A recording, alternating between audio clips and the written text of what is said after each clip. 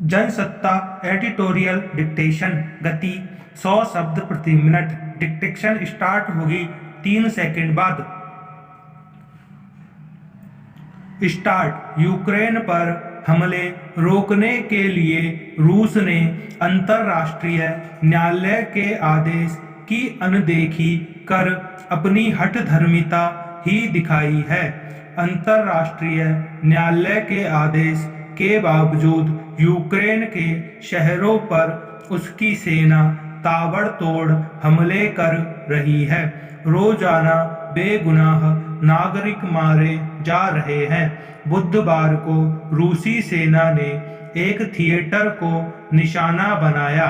यहां सैकड़ों लोगों ने पनाह ले रखी थी। यूक्रेन को तबाही से बचाने के लिए ही 2 हफ्ते पहले यूक्रेन ने अंतर्राष्ट्रीय न्यायालय का दरवाजा खटखटाया था और कहा था कि वह दखल देकर रूस को हमले करने से रोके। अपनी दलील में यूक्रेन ने कहा था कि रूस ने उस पर एक क्षेत्र विशेष में नरसंहार का आरोप लगाते हुए उसके खिलाफ जंग छेड़ दी है, इसलिए हमले रोकने की खातिर रूस पर दबाव बनाया जाना चाहिए। हालांकि मौजूदा हालात में अंतर्राष्ट्रीय न्यायालय बहुत कुछ कर पाने की स्थिति में है, ऐसा लगता नहीं है। रूस पर दबाव बनाने के लिए यूक्रेन के राष्ट्रपति व्लादिमीर ज़ेलेंस्की दुनिया के कई देशों से समर्थन मांग चुके हैं। यूरोपीय संघ की संसद को संबोधित भी कर चुके हैं। हाल में उन्होंने अमेरिकी सांसदों को भी संबोधित किया, लेकिन अंतर्राष्ट्रीय प्रतिबंधों का भी रूस पर कोई असर होता दिखा नहीं है। पैराग्राफ।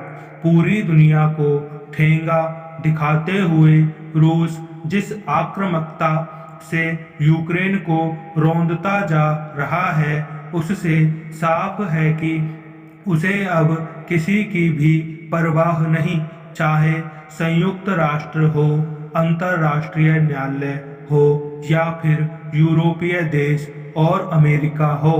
फिर चीन ने जिस तरह की नीति दिखाई है, जाहिर है वह रूस के समर्थन की ही है। भारत सहित कुछ देश तटस्थ बने हुए हैं और दोनों पक्षों से शांति की अपील कर रहे हैं।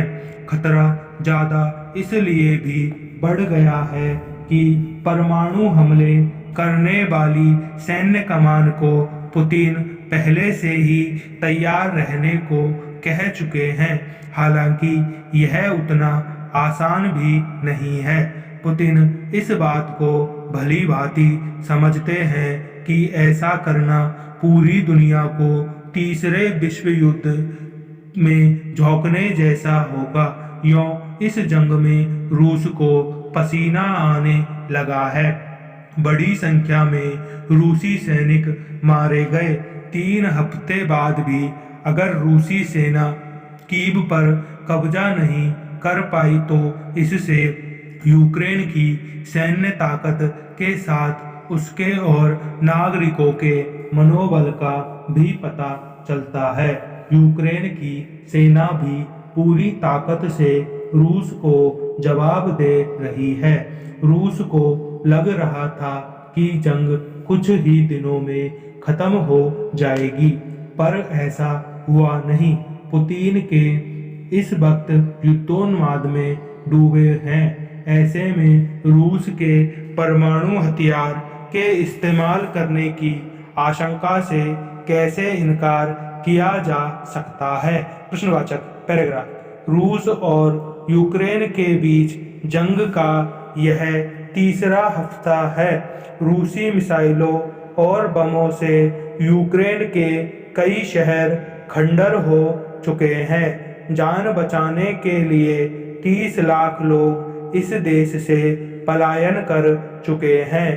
कहने को रूस और यूक्रेन के बीच वार्ताओं के 3 दौर भी हो चुके हैं, लेकिन सब बेनतीजा। रूसी राष्ट्रपति एक ही जिद पर तुले हैं कि यूक्रेन किसी भी सूरत में नाटो का सदस्य नहीं बने और स्वीडन, स्विट्जरलैंड जैसे देशों की तरह सीमित सेना रखे। यूक्रेन के सामने अस्तित्व का गंभीर सवाल है। यूक्रेन अगर वह रूस की इस शर्त के आगे झुक गया तो उसकी स्थिति एक गुलाम देश जैसी हो जाएगी। इसलिए यूक्रेन आसानी से हार कैसे मान ले। संपूर्ण विराम।